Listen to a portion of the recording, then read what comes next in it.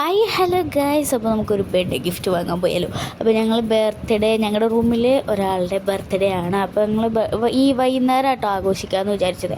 അപ്പം നമ്മൾ ഗിഫ്റ്റ് വാങ്ങാൻ പോവാണ്. വൈകുന്നേരം ജോലിയൊക്കെ കഴിഞ്ഞ് ഇച്ചിരി നേരത്തെ ഇറങ്ങിയിട്ട് ഗിഫ്റ്റ് വാങ്ങാൻ പോവാണ്. ഇച്ചിരിയും കൂടെ വേറെ ടൗണിൽ പോയി നല്ല ഗിഫ്റ്റ് വാങ്ങാമായിരുന്നു. പക്ഷെ നേരത്തെ ഇത് ചെയ്യണമായിരുന്നു. ഞങ്ങൾ ആ സമയത്ത് ധൃതി പിടിച്ച് പോയി. ഓടി വാങ്ങാൻ ഞങ്ങൾക്ക് അടുത്തൊരു ചെറിയ ഷോപ്പുള്ളായിരുന്നു. ചെറിയൊരു ടൗൺ എന്നൊക്കെ പറയാം. ഇവിടുത്തെ ചെറിയ ടൗൺ എന്നൊക്കെ വേണമെങ്കിൽ പറയാം കേട്ടോ. ഇവിടെ അത്യാവശ്യം കുറച്ച് സാധനങ്ങളൊക്കെ കിട്ടുന്നൊരു സ്ഥലം. അല്ലെങ്കിൽ നമ്മൾ ഇച്ചിരി കൂടെ ദൂരോട്ട് പോകണം. അതിന് സമയമില്ലാത്തത് കൊണ്ട് ഞങ്ങളെന്താക്കി ഇച്ചിരി അടുത്ത് പോയി അങ്ങനെ കടയൊക്കെ തപ്പിക്കിടിച്ചു. ഇതേ ഈ ഒരാൾക്ക് നിൽക്കാൻ പറ്റുന്ന ചെറിയ ആക്രിക്കട പോലത്തെ ഈ ഒരു കട കിട്ടിയുള്ളൂ ഗൈസ്.